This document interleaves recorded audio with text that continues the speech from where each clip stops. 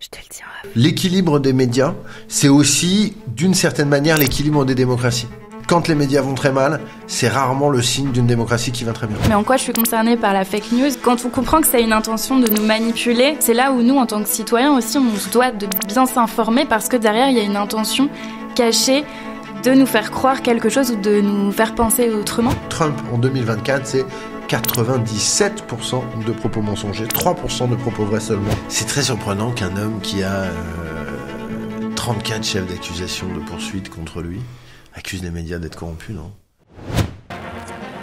Mesdames et messieurs, bonjour. Nous sommes en guerre. CNN is fake news. Don't talk to me. Alors c'est devenu un métier, donc en 2017, de regarder des jeux vidéo et de les commenter. Est-ce que manger des pizzas, c'est devenu un métier ? Moi, c'est Mélanie, alias Mélanie Nouveau Média sur Instagram. Réalisatrice de reportages pendant 7 ans pour la télé, aujourd'hui je suis experte en nouveaux médias et je t'emmène dans les coulisses de l'audiovisuel, qu'il soit tradit ou digital. Fake news, mensonges, jeux d'influence et de pouvoir, mon objectif c'est de t'aider à mieux t'informer en levant le silence sur ce qui se passe derrière la caméra, les micros, dans les rédacs, dans les bureaux des prods. Et surtout, on décrypte tout ça avec les insiders, ceux qui font les médias. Dans l'épisode 5 de Je te le dis en off, aujourd'hui je reçois Thomas Huchon, journaliste, réalisateur de documentaires et expert en fake news. Il est l'auteur du livre Anti-Fake News avec Jean-Bernard Schmitt, que je vous conseille vraiment, et chroniqueur sur M6. Avec l'actualité qu'on connaît aujourd'hui, mieux s'informer est au cœur de notre rôle de citoyen et un véritable enjeu démocratique. On vous parle fake news, réseaux sociaux, Donald Trump et on vous donne des conseils concrets pour mieux vous informer.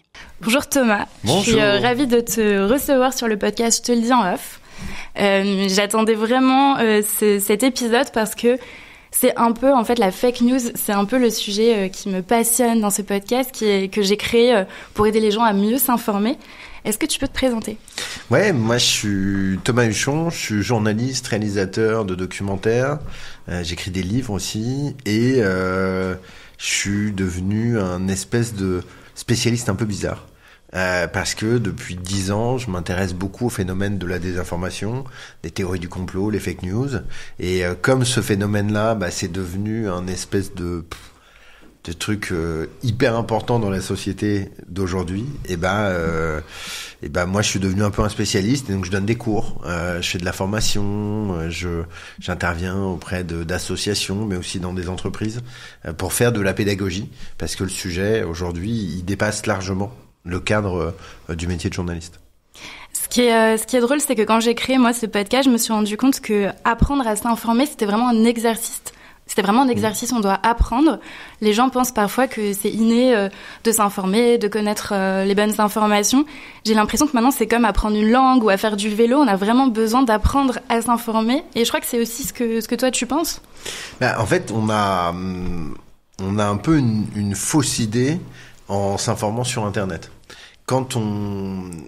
Le processus d'apprendre à s'informer, ça a toujours existé. Dans les collèges, dans les CDI, il y a des journaux qui sont fabriqués spécifiquement à destination des jeunes pour leur apprendre à comprendre que au sein d'un journal, il y a différents trucs. Il y a des reportages qui sont pas la même chose que des enquêtes. Il y a des éditoriaux qui sont pas la même chose que des interviews. Il y a des tribunes. Enfin, il y a plein de formats différents au sein d'un média, au sein d'une forme de média. Et donc, il faut apprendre que tout ça existe. Il faut comprendre aussi comment l'information est fabriquée. Parce que l'information, elle est fabriquée. Et c'est ni bien ni mal. Il faut juste savoir comment elle est fabriquée et comment ça fonctionne, la fabrique de l'information, pour arriver à décrypter l'information. Mais on est dans un monde dans lequel, finalement, ce qui était un peu nos repères, notre manière de comprendre le monde, ça a complètement explosé. Traditionnellement, l'info, tu découvrais ça dans ta famille. Donc, parce qu'il y avait des journaux qui traînaient sur la table. Le JT du soir en parce famille. Parce qu'on partageait un moment souvent un peu de la grand-messe du 20h. Donc, il y avait ce moment d'information commun. Et puis, en fonction des familles, sur la table, il y avait Libération, il y avait Le Figaro. Et puis, on se structurait politiquement aussi avec cette information-là. Et maintenant, ces moments partagés, ils sont de plus en plus réduits. Ils existent toujours pendant les grands moments en direct. Donc les Jeux Olympiques, les trucs de sport, peut-être les élections, les grands débats politiques quand il y a un moment qui cristallise vraiment l'opinion.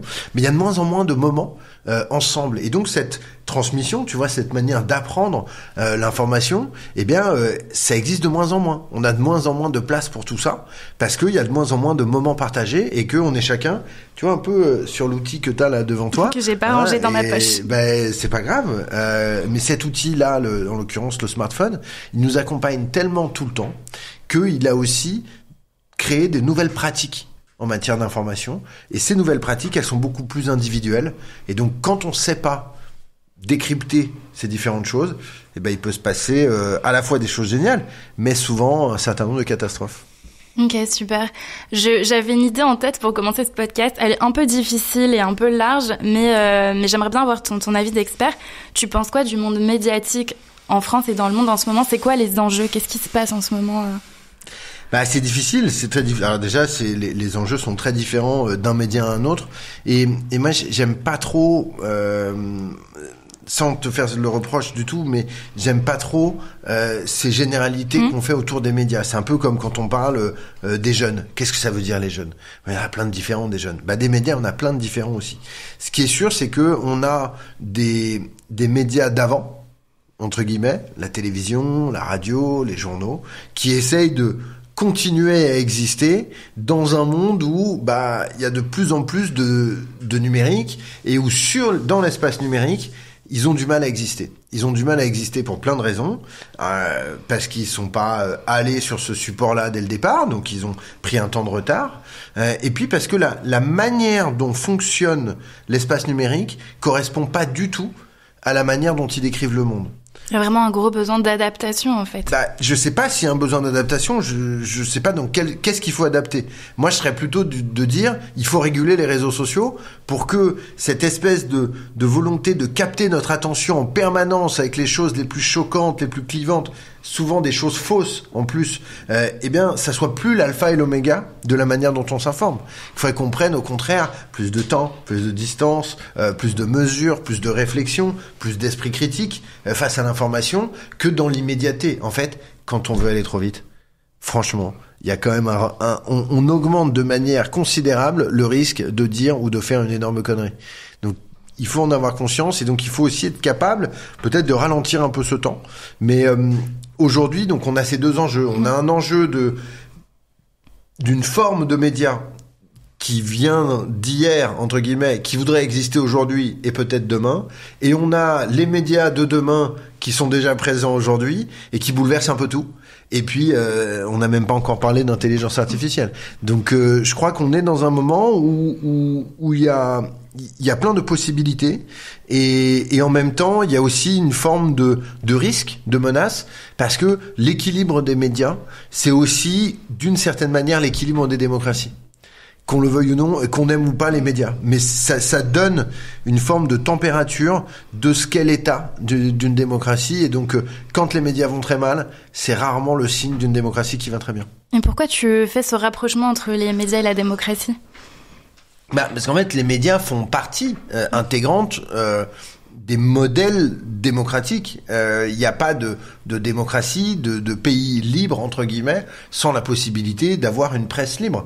La presse, elle est là à la fois pour rendre des comptes, mais aussi pour poser des questions, pour interroger, pour informer les citoyens et permettre aux citoyens de se faire leur propre opinion sur les choses. Donc, il faut qu'elle ait un espace de liberté suffisant pour pouvoir exister. Et cet espace de liberté, dans les sociétés dans lesquelles on vit aujourd'hui, il est aussi conditionné par le business.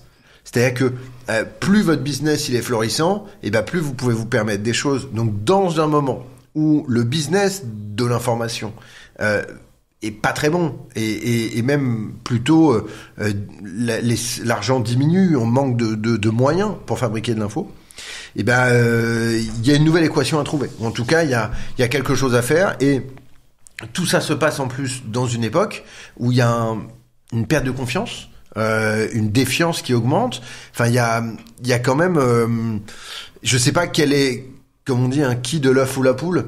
Est-ce que c'est la défiance dans les médias qui fait que les gens ne l'achètent plus, ou est-ce que c'est parce que les gens ne s'informent plus dans les médias qu'ils les détestent? C'est un mélange des deux. Certainement qu'il y a un peu des deux, mais en tout cas, il faudra qu'on trouve des solutions parce que quand il y a plus de journalistes libres de faire leur travail et libres d'informer la population, ben on prend quand même un énorme risque, pas uniquement pour les journalistes. En réalité, pour tout le monde, parce que si les journalistes peuvent plus s'exprimer, c'est très rare que vous puissiez vous exprimer dans la rue comme vous le voulez, quoi. Et c'est marrant parce que tu parles de liberté de la presse, liberté d'expression. Dans ton livre Anti-Fake News, il y a un rappel qui m'a été assez utile. Tu rappelles qu'en fait, la liberté d'expression, elle est pas la même dans tous les pays. Ouais. Et ça, je trouvais ça assez fascinant parce que certains tech bros, ou en tout cas boss des grandes plateformes, prêchent la liberté d'expression pour pouvoir laisser tout dire sur leur réseau. Et tu rappelles que par exemple en France et aux États-Unis, ça veut pas dire la même chose culturellement, c'est complètement différent. Non, ça veut pas dire la même chose. Il y a d'un côté une vision philosophiquement absolutiste de la liberté d'expression, qui est donc y compris de la liberté d'expression politique. Donc ça, c'est plutôt la version américaine, consacrée par le premier amendement de la Constitution américaine, et qui vient de l'héritage politique du moment où l'Amérique devient un pays indépendant. Ils veulent s'émanciper de la couronne, donc ils veulent avoir la liberté, y compris de pratiquer leur religion comme ils le veulent.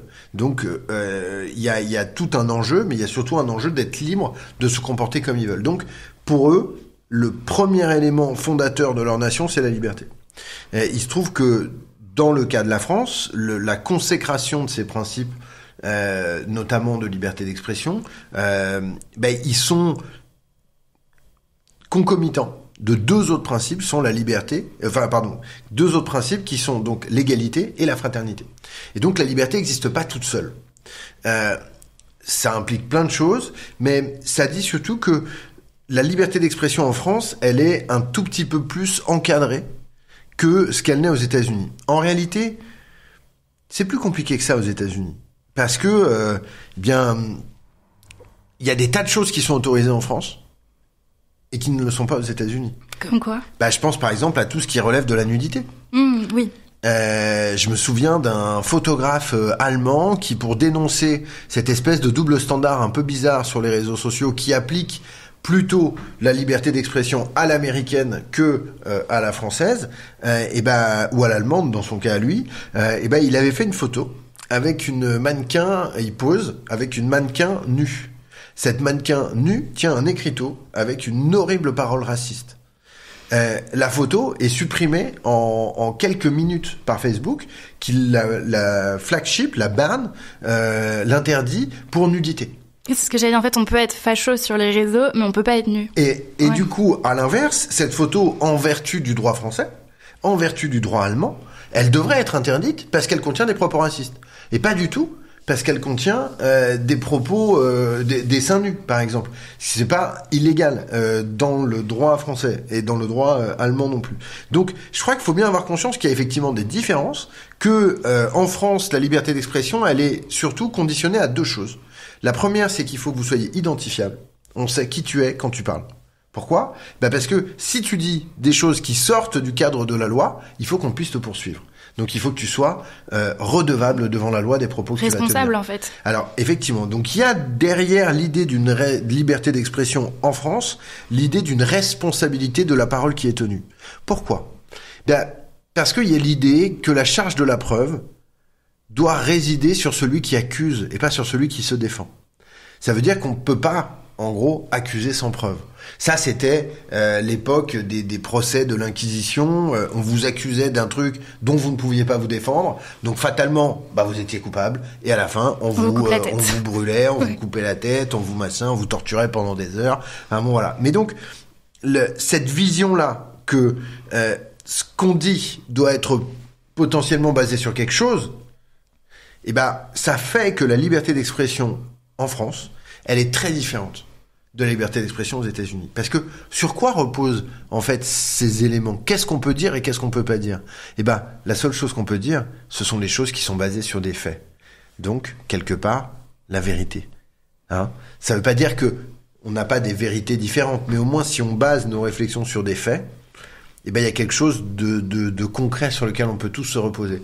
La liberté d'expression à la française, elle consacre pas seulement le fait qu'on puisse être libre, mais l'idée qu'on puisse vivre ensemble.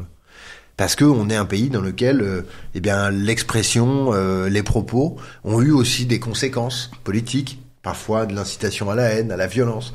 Et donc nous, on a considéré que, ben voilà, le racisme, le sexisme, la misogynie, l'homophobie, l'antisémitisme, tout ça, c'était des choses qui étaient pas du domaine de l'opinion et donc pas du domaine de l'acceptable. C'est ça. Et donc d'avoir ces propos, c'est un délit en France. Bah, ça serait un délit de dire des choses horribles sur effectivement les juifs, les homosexuels, de dire qu'il existe des races inférieures, tout ce genre de propos-là sont pas considérés comme des opinions, sont considérés comme des délits. Ce qui est pas le cas aux États-Unis. Aux États-Unis, si vous avez envie de faire une manifestation du Ku Klux Klan, eh ben vous pouvez faire une manifestation du Ku Klux Klan. Et donc c'est une version très différente. Ça veut dire quelque part, si je devais résumer de manière un peu provocatrice ce truc-là, c'est pas de tétons mais des croix gammées, quoi. Et je pense que dans l'espèce de faux débat, parce que c'est un faux débat, qui est créé aujourd'hui par Elon Musk, suivi par Mark Zuckerberg, Jeff Bezos, les patrons de Google, et toute la bande là de la Silicon Valley, ils ne vous disent pas que ils veulent défendre les opinions des autres. La liberté d'expression ne les intéresse pas si elle concerne les autres. D'ailleurs, il n'y a qu'à voir le nombre de comptes supprimés sur X depuis le rachat d'Elon Musk pour se rendre compte que c'est pas vrai. Ils ne font que censurer des comptes. Donc, ça, c'est un premier élément. Mais qu'est-ce qu'ils veulent ? Ils veulent nous faire croire. En tout cas, ils veulent nous imposer leur vision des choses, qui est que leurs opinions sont égales ou équivalentes à nos faits. Et c'est ça qu'on peut pas accepter. C'est pas le fait qu'ils mentent, à la limite, bon, ils ont mal le droit de dire ce qu'ils veulent, mais le fait qu'ils essaient de faire passer leurs mensonges dingues pour des faits à la hauteur des faits, eh ben ça, c'est pas possible. Et donc quand, par exemple, on nous dit que des migrants haïtiens bouffent des chiens et des chats au petit-déj à Springfield dans l'Ohio, eh ben nous, on ne doit pas accepter ce genre de truc, et surtout, on ne doit pas accepter qu'il existe un outil qui va prendre cette parole-là et la démultiplier sans jamais faire la même chose pour sa contradiction. Mais quand tu fais cette référence, je pense que tu parles de Donald Trump. Oh, bien sûr, on est obligé. C'est obligé à un moment de parler de Monsieur Trump. Et c'est intéressant parce que j'ai lu, alors je crois que c'est le Washington Post qui dit que dans son dernier mandat, il a fait plus de 30 700 et quelques mensonges. C'est quand même hallucinant. Pourquoi ? Je sais que dans ton livre aussi, tu en parles pour son premier mandat, et là, il vient d'être réélu, donc c'est en pleine actu. Pourquoi c'est le symbole un peu de la désinformation, Donald Trump ? En fait, Donald Trump, le problème de Donald Trump, c'est pas qu'il ment. Le problème de Donald Trump, c'est qu'il a supprimé les faits. Et à quel moment ça s'est passé ? Durant toute sa campagne de 2016, il institue ce truc-là. Et quelque part, c'est devenu institutionnalisé le 21 janvier 2017. On est donc à Washington, c'est l'intronisation de Trump, et toute la journée ils vont nous expliquer que leur inauguration sera la meilleure de toutes les inaugurations, qu'il y aura le plus de monde possible, qu'il n'y a jamais eu autant de monde à une inauguration. Les journalistes américains, bêtes comme ils sont, vont faire un truc, ils vont vérifier. Donc ils vont prendre des photos aériennes des deux inaugurations. Donc on voit c'est des photos assez classiques, hein. On voit les grandes pelouses de Washington remplies de monde, les drapeaux américains, les chapeaux de l'oncle Sam, la totale. Et le président qui prête serment, machin et tout. Et donc ils regardent les photos. Et les photos montrent clairement qu'il y a beaucoup plus de monde pour Barack Obama en 2009 que pour Donald Trump en 2017. Et franchement, on s'en fiche un peu. À la limite, c'est pas très grave comme truc. Mais pour les équipes de Trump, c'était hyper important. Et pour sa conseillère en communication, Kellyanne Conway, qui, au cours de cette matinée, n'est plus la conseillère en communication d'un candidat à la Maison-Blanche, mais la conseillère en communication du président. C'est-à-dire qu'elle incarne quelque part la voix de l'institution, de l'État fédéral américain, la parole de la plus importante démocratie de notre planète. Et ben, elle va inventer une expression. Elle va inventer le terme de faits alternatifs, alternative facts, si tu te souviens, pour décrire, et bien voilà, elle dit non, vous n'avez pas raison, il n'y avait pas plus de monde à Obama qu'à Trump, nous avons des faits alternatifs. Comme s'il y avait une autre vérité. Comme s'il y avait une autre vérité, et en fait, oui, encore une fois, philosophiquement, on peut s'arrêter pendant des heures et se dire, oui, il y a il y a plusieurs vérités. Mais il peut y avoir plusieurs vérités qui coexistent dans une société à partir du moment où on partage les faits. Parce que c'est ça le socle commun. Et en fait, on est obligé d'avoir un minima, un petit peu de socle commun. Sinon, c'est pas possible. Ça ne peut pas fonctionner. Nos sociétés ne peuvent pas fonctionner sans qu'il y ait un minimum de choses qu'on partage et sans qu'il y ait entre nous un minimum de confiance. 2 chiffres sur Monsieur Trump qui vont à mon avis, t'éclairer. On parlait de 2016. En 2016, Trump, c'est 96% de mensonges prononcés durant la campagne. 4% de propos vrais selon l'Institut PolitiFact. Est-ce qu'il a fait mieux en 2024 ? Oui, même si on pensait pas que c'était possible. Trump, en 2024, c'est 97% de propos mensongers, 3% de propos vrais seulement. Et effectivement, le Washington Post avait, lui, fait un travail différent de comptabiliser le nombre de mensonges dans l'expression public du président au cours de ces 4 années de mandat. De mémoire, on était à 25 000 et des brouettes, comme tu le disais, un tout 30, petit peu moins de mémoire, un tout petit peu moins, mais ça mériterait du fact-checking et je sais que vous le ferez devant vos écrans. Et ce qui est intéressant quand on parle là-dessus, c'est que moi j'ai un peu je me suis un peu renseignée sur aussi comment Trump a gagné ces dernières élections. Je sais que tu en as parlé aussi dans ton livre pour les premières élections. Moi, ce que j'ai trouvé assez fascinant, c'est qu'il a justement rejeté les médias traditionnels. Il y a eu beaucoup les réseaux sociaux, mais il a beaucoup compté sur le podcast. Donc moi, comme je suis un peu spécialiste du podcast, ça m'a intéressée. Et le podcast, c'est un outil incroyable pour sa communication, je trouve ça fou. Mais là, il a utilisé aussi le côté des médias pas tradis, justement des médias digitaux, où il n'y a pas de limite, il n'y a pas de garde-fou. Et en fait, il a été dans des podcasts de personnalités d'extrême droite comme Joe Rogan, qui est d'ailleurs produit par Spotify.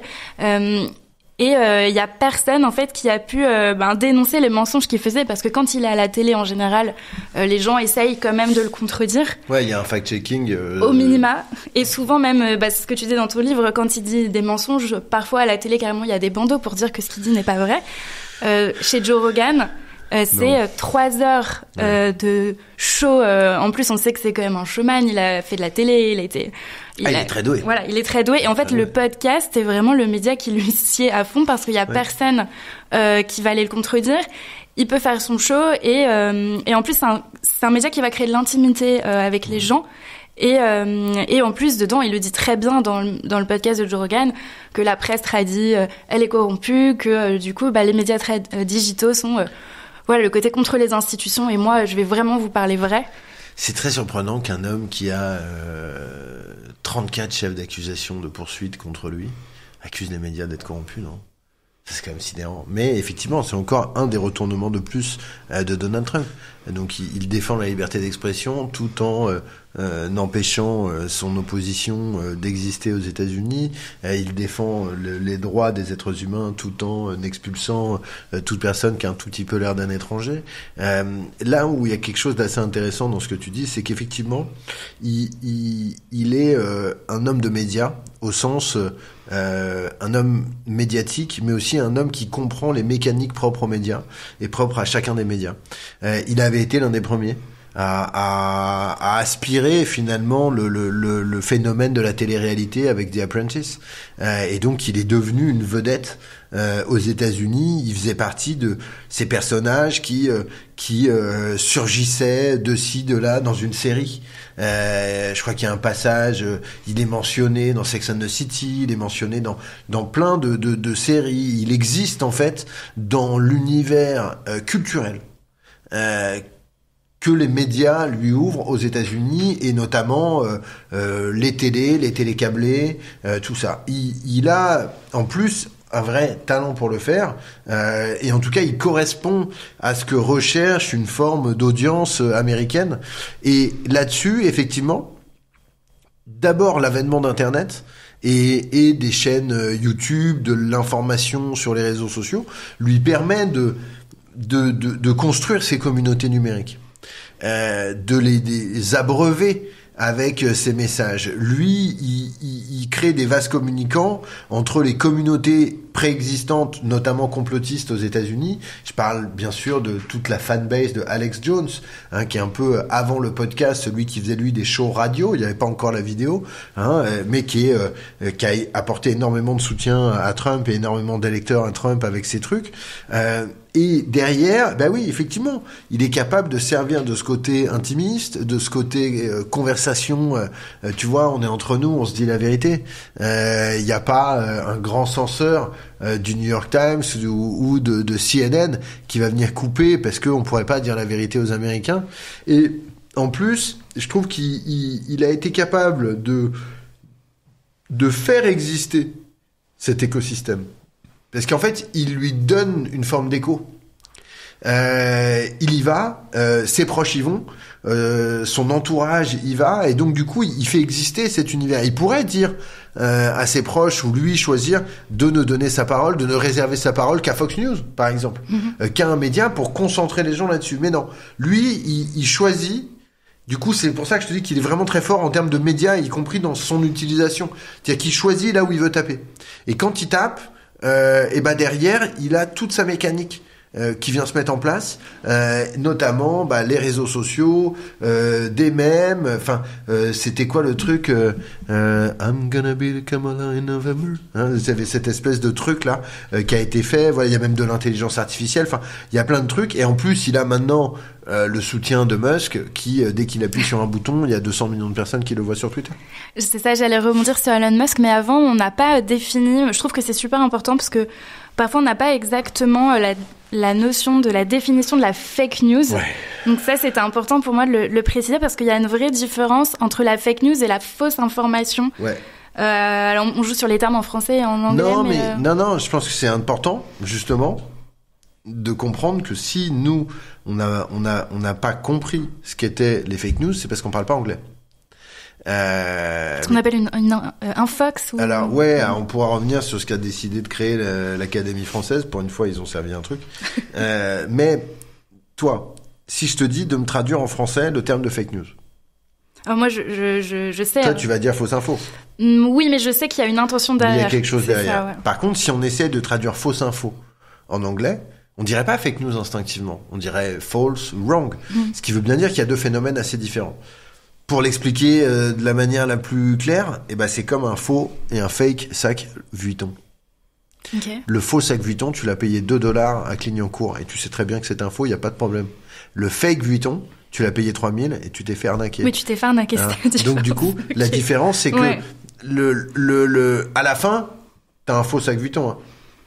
Ok ? Mais il y en a un qui a pas voulu t'arnaquer et l'autre qui a voulu t'arnaquer. Et quelque part, la différence entre la fausse info ou la fake news, elle a pas d'intérêt pour le grand public qui la reçoit en pleine figure. Il y a des mensonges et c'est insupportable. Mais si on essaie d'analyser le phénomène, de comprendre la société dans laquelle on vit et de comprendre justement les équilibres, les intérêts, comprendre qu'il y a derrière la fake news une intention de manipuler, de mentir ou d'en tirer profit à la diffuser, on passe à côté d'une partie du problème. Et donc c'est important de faire la différence entre justement la fake news, nous en France on pourrait dire l'infox, mais en vrai on peut continuer à dire fake news, c'est pas grave, on peut parler anglais de temps en temps, ça nous fera pas de mal. Et les fausses infos. Les fausses infos, c'est quand par exemple l'AFP annonce que Martin Bouygues est mort alors que c'est pas vrai. Voilà, ça c'est l'arrestation supposée de Xavier Dupont de Ligonnès qui en fait n'est pas vrai. Voilà, ça c'est des fausses infos. Ça c'est une erreur journalistique en fait. C'est en tout cas une erreur dans la course au scoop. Peut-être un peu de fanfaronnade de la part des journalistes qui préfèrent mettre un point d'exclamation à arrêter plutôt qu'un point d'interrogation sur la une du journal. Il y a aussi là, tu vois, une idée de capter notre attention, de vendre des journaux, de business, qu'il faut pas oublier parce que souvent, les vraies raisons, elles sont beaucoup plus liées à l'univers économique dans lequel on évolue qu'à une quelconque manipulation politique, comme l'imaginent certains, qui serait terrible. Et encore une fois, si on avait des cas précis de ces trucs-là, moi je serais le premier à les dénoncer. Mais il se trouve que c'est plus une espèce d'effet de système, mais là de système capitaliste néolibéral. Mais c'est ça que je trouve qui est important dans cette définition, c'est de comprendre, parce que parfois, je me dis, nous, on est des spécialistes des médias, mais quand on est quelqu'un qui travaille pas dans ce domaine-là, on peut se dire, mais en quoi je suis concernée par la fake news? Et je me dis, quand on comprend que ça a une intention de nous manipuler, c'est là où nous, en tant que citoyens aussi, on se doit de bien s'informer, parce que derrière, il y a une intention cachée de nous faire croire quelque chose ou de nous faire penser autrement. Oui, et il y a aussi un autre truc qui est que finalement l'existence de ces mensonges abîme un petit peu la relation entre nous. C'est-à-dire que la relation citoyenne qui peut exister entre les gens, elle est aussi basée sur le fait que quand tu me dis bonjour, je sais que tu penses pas au revoir. Pour dire les choses très simplement. Si on commence à penser que systématiquement il y a une forme de mensonge, de choses dissimulées derrière, ça abîme quelque chose qui est très précieux et qui est pourtant invisible, qui est notre capacité à vivre ensemble. Et je crois que c'est là qu'il y a encore une fois une forme de péril collectif à ces fake news. C'est que elles abîment quelque chose entre nous qui est un peu irremplaçable, quoi. Et maintenant qu'on a bien la définition de fake news en tête, on peut revenir sur Elon Musk, dont tu parlais tout à l'heure, et des tech bros. Pendant la réélection de Donald Trump, il y a eu un peu une vague, je sais en France, dans les médias français, de quitter X, l'ancien Twitter. Juste pour bien faire comprendre un petit peu aux gens qui nous écoutent, pourquoi il y a eu cette vague, ce mouvement. C'est quoi le problème de X, en fait? Alors, c'est quoi le problème de X? En fait, il y a deux problèmes dans ce que le mouvement Hello Kitty X ou d'autres personnes qui ont quitté cette plateforme nous l'ont expliqué. Il y a premièrement un truc de dire non au comportement du patron de la plateforme, donc d'Elon Musk. C'est-à-dire de dire voilà, moi je ne peux pas cautionner avec mon institution, avec mon média, avec mon ONG, avec mon idéologie, avec ce que je défends, avec mes valeurs, d'être membre d'une plateforme où le patron soutient un candidat d'extrême droite aux États-Unis, défend des militants néo-nazis en Angleterre et soutient un parti en Allemagne, l'AfD. Donc il y a un premier truc qui est la personnalité d'Elon Musk, qui cristallise un certain nombre de choses et à mon avis à juste titre.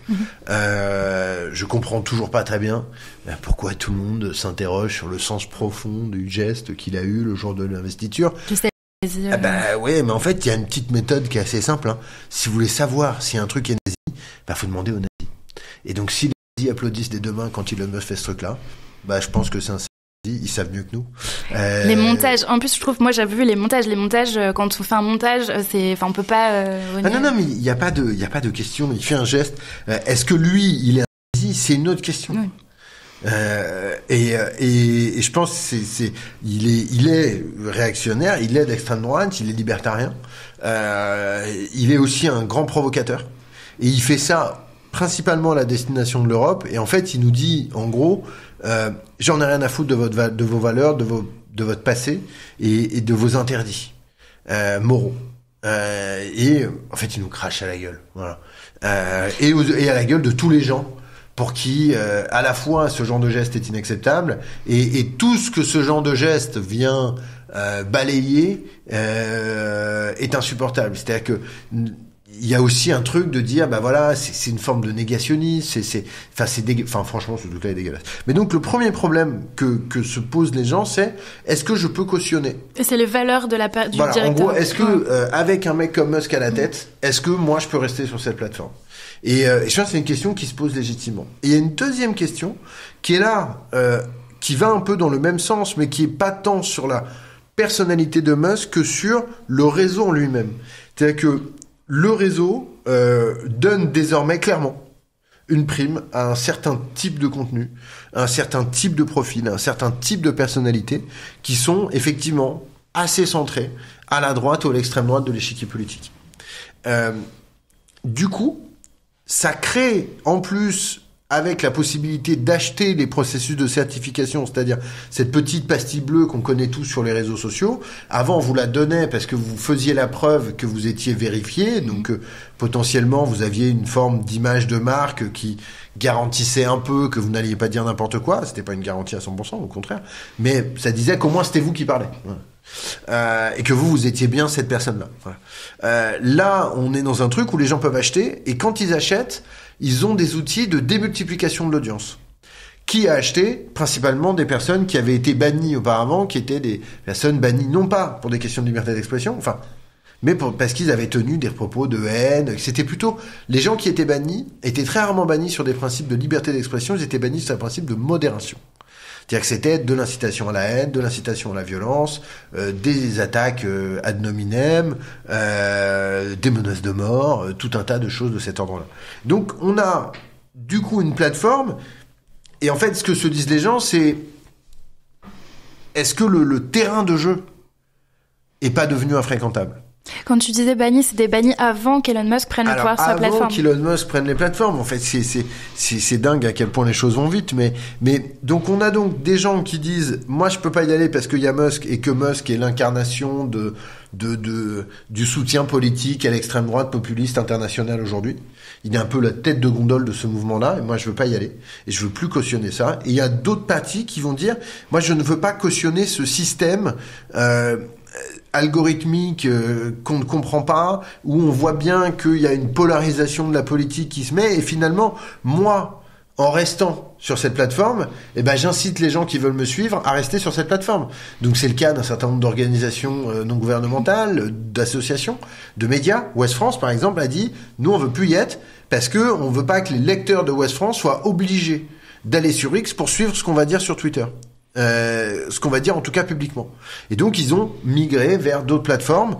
Moi je pense que aux deux questions, on pourrait quitter Twitter et s'en aller de Twitter. Et je pense que on oublie en fait en permanence un truc, c'est que ils ont beaucoup plus besoin de nous que nous n'avons besoin d'eux, et qu'en fait on a le pouvoir de quitter ces trucs-là. Donc toi, si je comprends bien, tu conseilles de pas rester dessus? Moi, je conseille d'utiliser le moins possible les réseaux sociaux, d'acheter des journaux, d'écouter la radio, de regarder des grandes émissions d'information ou documentaires à la télévision, de lire des livres, de parler à des vrais gens dans la vraie vie, et d'essayer de se détacher de ces mécaniques. En fait, le problème, c'est que les supports numériques ont quelque chose de merveilleux. Dans leur côté pratique, inventif, ils concentrent tout dans notre poche. On a plus de livres qui n'en ont jamais été écrits dans l'histoire de l'humanité. On a plus de savoir, plus de connexions, plus de gens. Enfin, il y a quelque chose de dingue à cet outil. Et puis en même temps, cet outil, il devient un peu. On pensait qu'il était notre outil, et à la fin, on est en train de se transformer nous en celui qui est utilisé. Donc, je crois qu'il y a un moment, il faut aussi qu'on soit capable de se distancer un peu de ces appareils qui sont très très puissants, qui sont très très forts.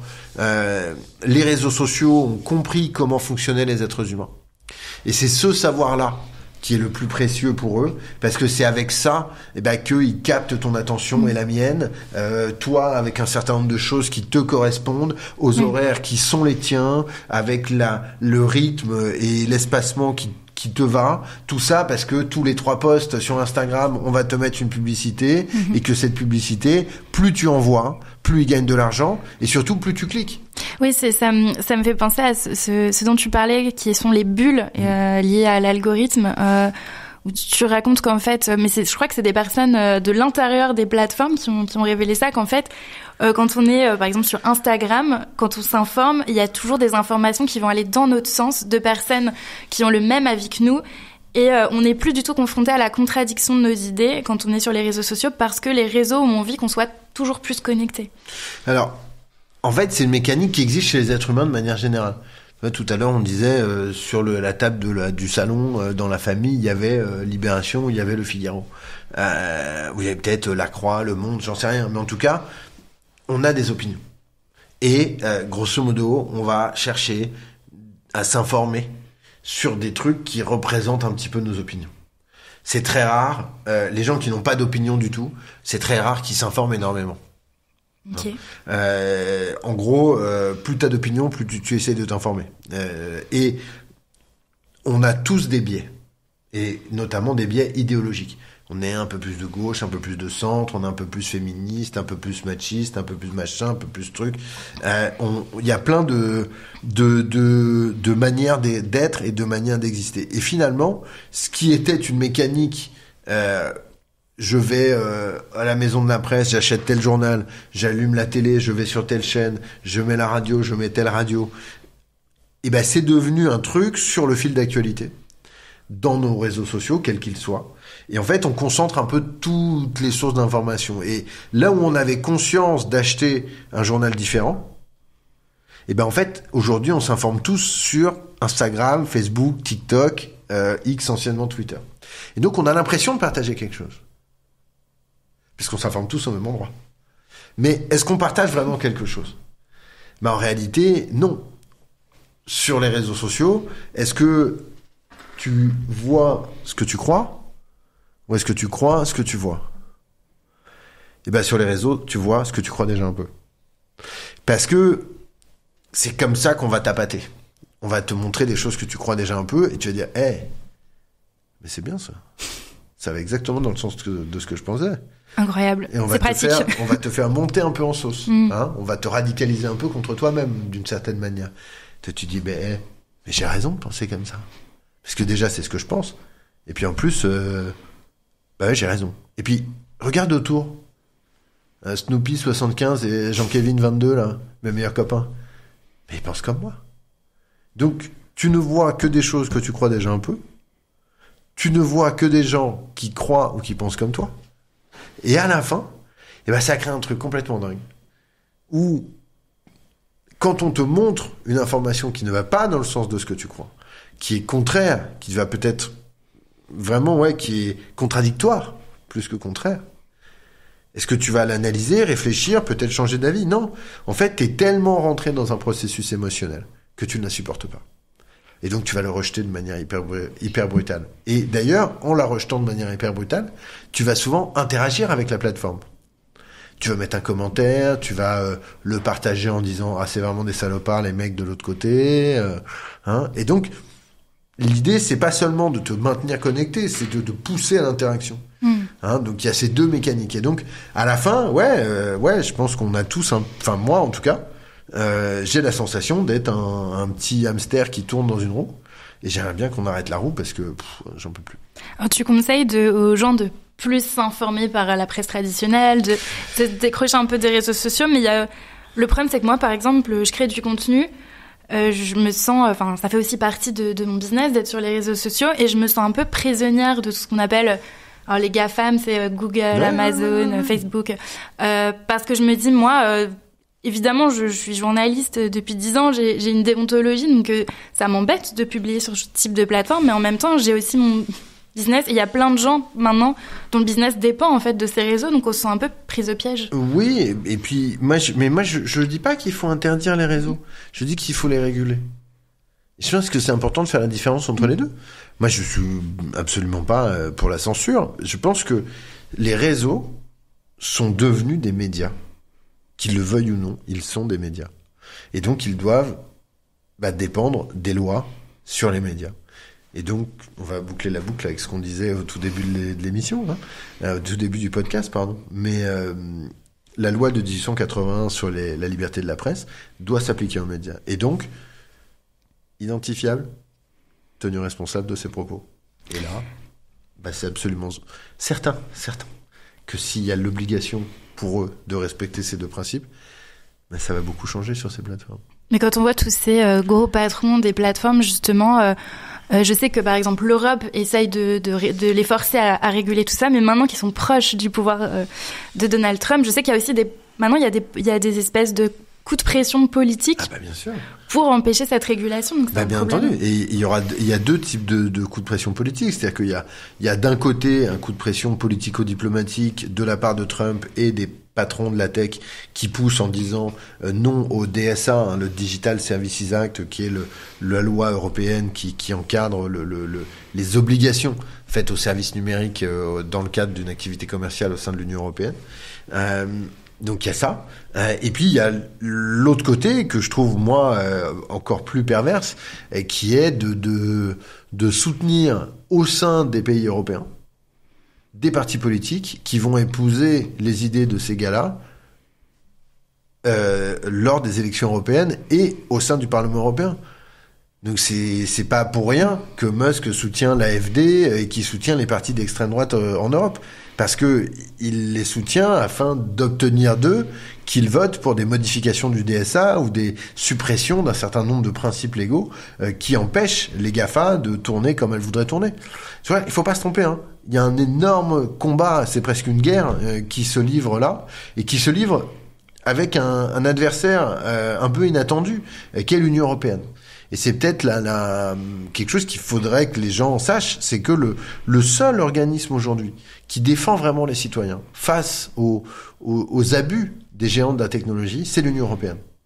Et donc on a tout intérêt à ce que l'Union européenne soit la plus forte possible, qu'elle dispose de la plus grande légitimité possible, parce que c'est ce rapport de force-là, entre les big tech et l'Union européenne, eh bien que vont se trancher tout un tas de questions aussi fondamentales que des questions d'information au sein de l'Union européenne, des questions de liberté fondamentale, des questions de vie privée, des questions de protection de nos données personnelles et donc de nos intimités, parce que tout cela, ce sont les vrais enjeux du XXIe siècle.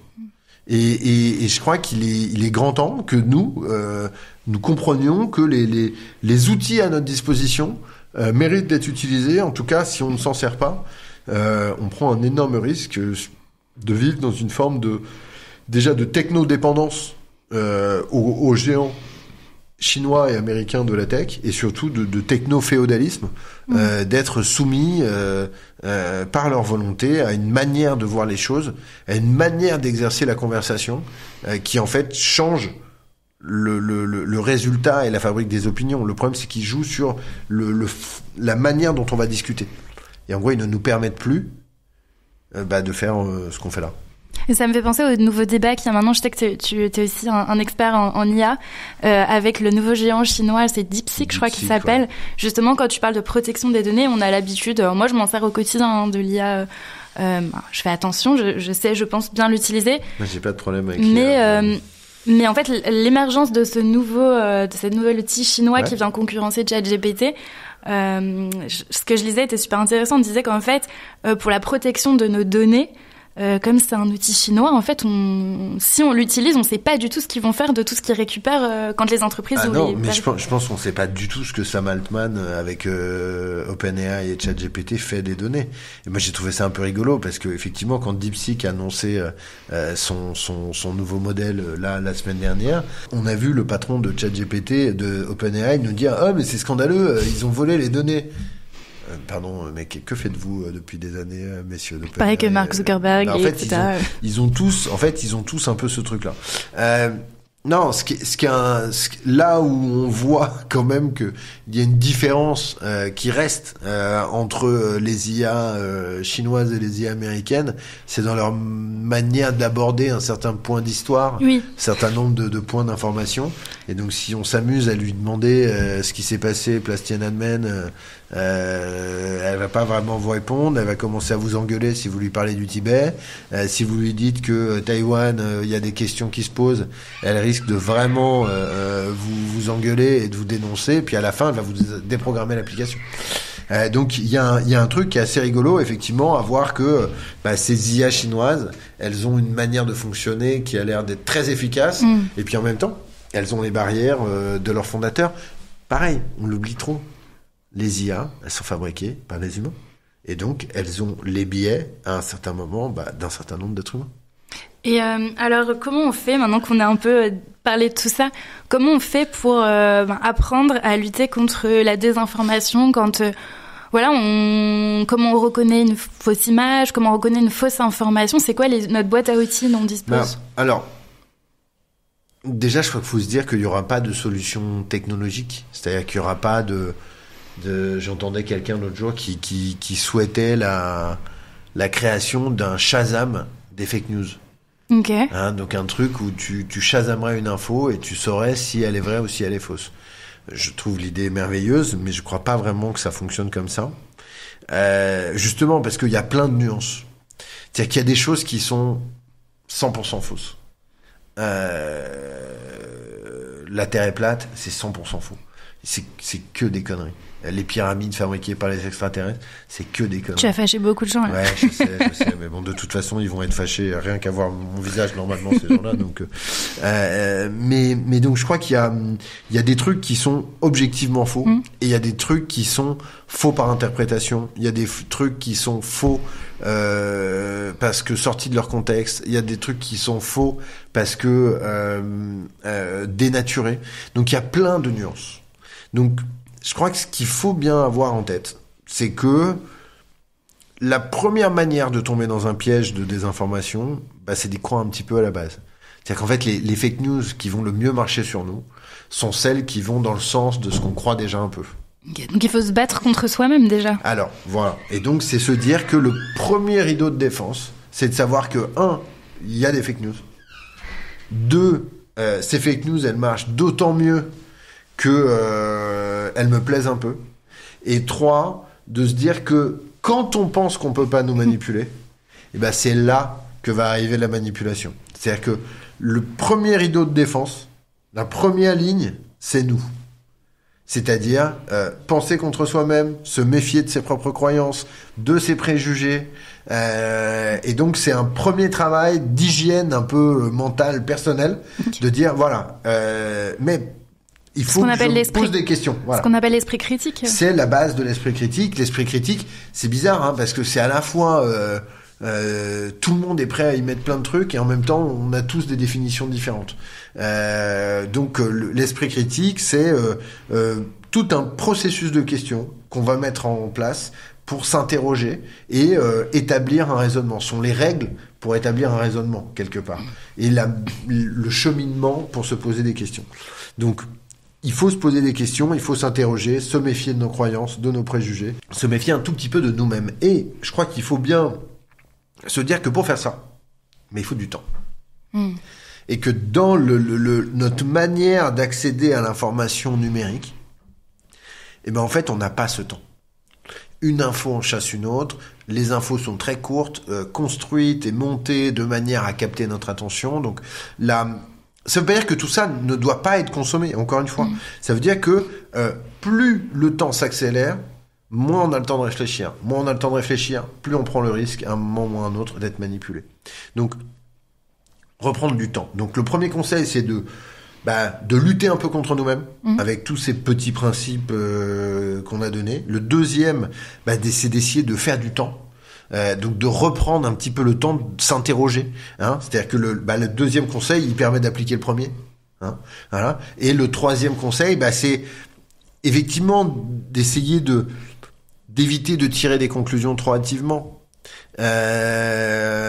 d'éviter de prendre les choses de manière trop émotionnelle. Parce que on est mis dans un état émotionnel sur ces plateformes, donc on va plutôt que réfléchir, on va ressentir une information. Et c'est pas la même chose. Donc il faut aussi se remettre un petit peu rester sur des faits. Ça. Voilà. Et je pense que voilà. Après, il y a plein d'outils numériques qui permettent, par exemple, de vérifier l'origine d'une photo, la recherche inversée sur Google. Donc vous pouvez prendre une photo et dire tiens, d'où elle vient. Si c'est une photo faite par un photographe de presse, en général vous aurez des éléments concrets sur là où ça a été pris, par qui, comment, dans quelles conditions. Et quand aussi, parce que parfois il y a alors voilà, il y a une question de temporalité. Voilà, ça, il y a 3 grands principes. Puis derrière il y a tout un tas de questions, les 5 W, on pourrait dire pour les profs d'anglais vont être contents qu'on cite leur travail, mais donc il y a ça, et puis il y a un moment il faut multiplier nos sources d'information. C'est aussi plus on multiplie les sources d'information, plus on voit des choses qui vont dans le sens pas contraire, mais en tout cas dans un sens différent de ce qu'on croit un peu, ça nous ouvre un peu aussi l'esprit. Je crois qu'il faut... Et plus nuancé aussi, ça nous apporte de la nuance sur nos... Ouais, la nuance, c'est pas que une connerie. Et en même temps, il y a plein de moments dans lesquels finalement, tu vois, on parlait tout à l'heure de ceux qui ont vu des différentes nuances de gestes nazis au bras d'Elon Musk. Oui, en fait reste un fait. Donc voilà, donc je crois que c'est important d'être nuancé dans notre interprétation, mais que ce qu'on a devant les yeux, on soit capable de le voir, de le nommer, de l'identifier. Voilà, mais n'oublions pas un truc un peu aussi, c'est que en général, quand on paye pour s'informer, on n'est pas désinformé. Parce qu'il y a cette relation-là. Donc, on paye pour s'informer, vous achetez de la confiance. Vous achetez le fait que La Croix, Ouest France... ou des moyens d'enquêter aussi. Et en plus, on donne un peu le pouvoir aux journalistes au sein des rédactions. Et voilà. Et puis, c'est aussi c'est une entreprise, un journal. Donc, c'est pas fait que pour... faire entre guillemets une espèce d'image du bien, de l'éthique, de tout ça. Ça fabrique de l'information dans les meilleures conditions déontologiques possibles, mais c'est des marchands de tapis. Et aussi, on comme disait... moi. On disait tout à l'heure que c'est compliqué de réguler les réseaux sociaux avec toutes les forces, l'Europe, les États-Unis, les GAFAM. Mais est-ce que j'ai fait un épisode justement là-dessus sur le podcast sur l'éthique en tant que créateurs de contenu et personnes qui sont sur les réseaux. Moi, j'estime que je parlais de Spotify qui, pareil, alors ils sont pas américains, mais voilà, ils produisent Joe Rogan, ils ont donné de l'argent pour organiser des événements dans le cadre de l'investiture de Donald Trump. J'estime qu'en tant que créatrice de contenu, que journaliste sur les réseaux sociaux, j'ai aussi une responsabilité de pas faire n'importe quoi. Je pourrais dire plus ou moins n'importe quoi, mais je me considère responsable et je pense que les créateurs de contenu, par exemple, j'ai eu des retours sur cet épisode de podcasteurs qui me disaient en fait, j'ai pas conscience que je peux influencer des gens quand je parle, parce que moi, je parle, voilà, je me rends pas compte. En fait, quelque part. Je me rends pas compte du pouvoir que je peux avoir sur les gens, et c'est vrai que, ce que t'as dit, ça m'a fait réfléchir sur, faut que je fasse plus gaffe quand je m'exprime. Alors, ça va un peu dans le sens d'une étude qui a été publiée, il me semble, par l'UNESCO récemment, qui montrait qu'ils avaient auditionné des centaines et des centaines d'influenceurs sur les réseaux sociaux, sur les questions un peu démocratiques, et sur la conscience qu'ils avaient ou non de leur influence et le poids que ça pouvait avoir. Et du coup, il y en avait plus de 2/3 des personnes interrogées qui disaient que ils avaient envie d'être formés à ces questions-là, à ces questions de déontologie, à ces questions peut-être de vérification de l'information et tout. Et je trouve qu'il y a une espèce d'énorme naïveté à pas le penser comme un prérequis et comme un présupposé obligatoire à la fabrication de contenu. Mais effectivement, moi je viens à la fois d'un autre univers, d'une autre époque et d'une autre manière de faire. Donc pour moi l'information c'est important, donc ça mérite d'être fabriqué correctement. Et donc je pense que ça dit un truc qui est un peu terrifiant en fait, que des gens puissent imaginer faire ça sans réfléchir une seule seconde à la qualité de ce qu'ils disent d'un point de vue pas la qualité, parce qu'ils pensent qu'ils font un produit de qualité ou non. J'ai fait un bon podcast, j'ai fait une bonne vidéo. Ils essayent de faire un truc qui, selon leurs critères, a une forme de qualité. Mais de qualité informationnelle, de pas se poser cette question-là, ça me sidère un peu. Mais voilà. À côté de ça, il y a on va essayer de voir les choses un peu de manière encourageante dans cette période un peu sombre, où on n'a pas beaucoup de bonnes nouvelles. Ça dit que ils sont capables d'évoluer. Et donc, ils sont capables de se former. En tout cas, ils demandent à se former sur un certain nombre de sujets. Et donc, peut-être qu'une fois formés, ils prendront ça en considération de manière plus importante. En tout cas, c'est mon souhait. Et puis, on verra bien. Mais oui, il y avait plein de gens qui trouvaient ce chiffre hyper encourageant. Et je suis d'accord qu'il a quelque chose d'encourageant, parce que si les mecs disaient on est 2/3 à ne pas vérifier nos infos, et puis en plus on s'en fout, ça serait horrible. Là ils disent quand même qu'ils veulent apprendre à faire un peu de base de gestion éditoriale.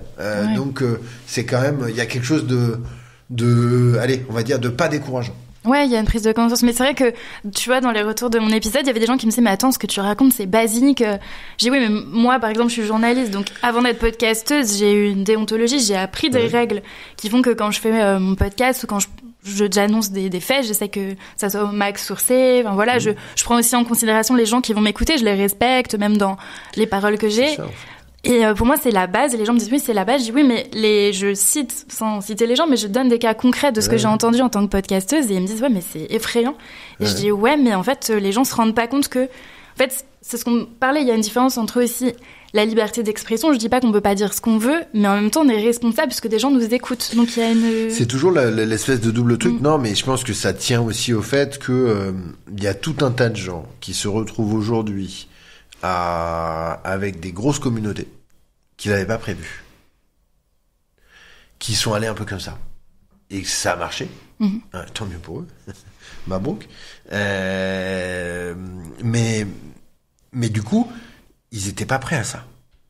Là, je sais pas, je me demande si, tu vois, quand t'es jeune journaliste, que tu réfléchis un peu à ces sujets, parce que tu te les poses un peu, ces questions, est-ce que tu y penses un peu, ou je dirais un truc, c'est que il y a un super bouquin, lisez des livres, qui s'appelle Journaliste de François Simon. François Simon, c'était un collègue d'Hubert Beuve-Méry au Monde. Hubert Beuve-Méry était le fondateur du journal Le Monde, et donc il écrit, c'est un petit bouquin, ça fait 110 pages, et il essaye de décrire ce qu'est un journaliste, et notamment sur tous ces sujets-là. Et au bout d'un moment, il se rend compte que, il fait le rapport sur sa propre vie et sur son truc, et il nous dit que son rapport à son métier, en fait, c'était ça qui guidait sa déontologie. Et que, finalement, même s'il y a la fameuse charte de Munich, là, dont tout le monde parle, mais qu'en réalité... Oui, c'est les principes fondateurs et tout qui correspondent plutôt à des journaux d'investigation, de presse écrite, qu'à d'autres formes de médias. Mais effectivement, mais d'une manière générale, il y a une forme d'éthique journalistique à avoir, et que cette éthique, on est bien souvent très seul pour y faire face. Le reporter sur le terrain, il est tout seul. Et si il bidonne le truc, c'est difficile de savoir qui l'a bidonné. Donc il y a un moment, il y a une forme de chaîne de la confiance qui s'instaure, et il y a une chaîne de l'obligation de la manière de travailler. Donc on voit bien qu'il y a des moments dans lesquels tout ça explose totalement. Je pense à l'affaire du petit Grégory, qui est l'affaire emblématique de tout ce que il ne faut jamais faire quand on est journaliste ou quand on dirige un média, et de tout ce que la concurrence du scoop a pu apporter de plus terrible, en plus avec une famille au milieu, enfin des trucs, voilà, et en plus avec au même moment un pouvoir policier, gendarme et judiciaire qui est complètement à la ramasse, et qui du coup ne fait que polluer ces scènes de crime de tous ces journalistes qui débarquent. Enfin, c'est le cauchemar absolu. Oui, parce qu'il y a carrément un journaliste qui devient acteur en fait de l'histoire. En l'occurrence, oui, c'est pas le seul cas dans l'histoire des faits divers où les journalistes ont joué un rôle. Il y a eu plein d'autres moments. Je pense à des histoires aux États-Unis, notamment l'histoire du Zodiac, dans lequel il y a un journaliste qui est contacté par le tueur à un moment ou à un autre. Enfin, donc c'est déjà arrivé, mais là c'était surtout sur le côté système de la chasse au scoop qui a fait péter les plombs à tout le monde et qui a rendu tout le monde peut-être pas débile, mais au moins un peu fou, et qui a d'ailleurs marqué pas mal de monde. Denis Robert, le fondateur du média en ligne Blast, qui est un très grand journaliste d'investigation, lui il a vécu cette époque-là, et il l'a vécu comme quelque chose de traumatisant, quoi. Ça l'a dégoûté du métier, quoi. Il y a pas mal de journalistes qui ont vécu ce truc-là de manière qui ont été un peu dégoûtés du métier, quoi. Ok. Si tu devais donner un conseil aux personnes qui nous écoutent et qui ont envie de se réapproprier en fait leur pouvoir de s'informer, tu leur dirais quoi ? Je leur dirais de regarder la presse payante et de choisir celle qui leur correspond le mieux, et d'essayer de le suivre un petit peu. Il y a aujourd'hui des formules d'abonnement qui sont à 10 € par mois sur Internet pour avoir accès au journal et à toutes ces archives, et même à télécharger le journal en PDF pour le lire. En fait, je pense que c'est important que l'objet informationnel redevienne un objet. Donc que les gens comprennent que quelle vertu ça a de lire un journal en entier, peut-être pas, mais en tout cas d'avoir un journal, c'est que il y a toute l'information dans cet objet, mais donc il y a des informations qui sont plus importantes que d'autres. Ça veut pas dire qu'il y a des informations moins importantes. C'est-à-dire qu'il y en a qui sont plus mises en avant que d'autres. Pourquoi ? Parce qu'il y a une hiérarchie. Mais donc ça nous permet de comprendre les choses, ça nous permet de comprendre le monde, ça nous permet de juguler nos opinions, nos impressions. Donc il y a tout ça. Donc je pense que le vrai conseil que je donnerais, c'est de se trouver un journal qui nous correspond. Et il y en a plein. Et il y en a des super. Il y en a des hebdos, des mensuels, des quotidiens. Il y en a plein de sortes. Ils sont super. Et donc choisissez-en un et soutenez-le. Parce qu'en le soutenant, vous allez donner aux journalistes qui le fabriquent la force de fabriquer la meilleure info pour vous et de créer un cercle vertueux. Et je crois qu'on a bien besoin de créer des cercles vertueux en ce moment. Autre question sur ce podcast, justement, on parle de désinformation, on aide les gens à mieux s'informer. Qui tu aimerais avoir à ce micro pour justement parler de ce sujet ? Est-ce qu'il y a quelqu'un que tu aimerais entendre ? Je pense que l'une des vraies manières de réfléchir à tous ces sujets de désinformation, c'est d'essayer de comprendre un peu mieux comment notre cerveau fonctionne, de comprendre comment fonctionnent nos biais cognitifs, comment fonctionne tout ça. Et donc, je te conseillerais d'inviter quelqu'un que j'aime beaucoup, dont je lis les livres et qui me passionne depuis des années, qui s'appelle Albert Moukaïber, qui est un psychologue, un chercheur en neurosciences, qui est un homme brillant en plus d'être une personne absolument adorable et sympathique.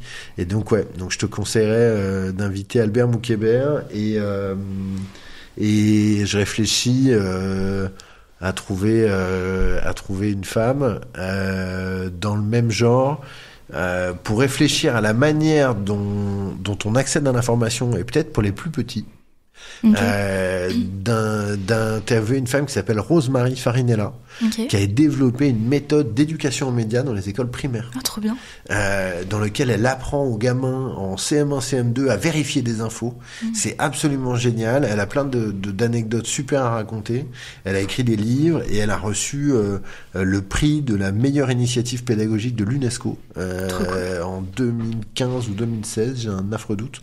Voilà, super personne, hyper intéressante et qui sur ces sujets ouvrirait un peu des écoutilles un peu différentes, quoi. Trop bien. Je note. On a parlé vaguement de ton livre Anti-Fake News, qui est super. Enfin, moi, j'ai trouvé très cool.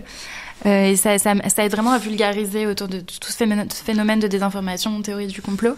Où est-ce qu'on peut te retrouver et c'est quoi tes actus ? Je crois que tu écris un nouveau livre en ce moment. Alors, moi, j'ai écrit un bouquin chez la même maison d'édition, donc aux éditions First, qui va s'appeler Résister aux fake news et qui sortira avant l'été.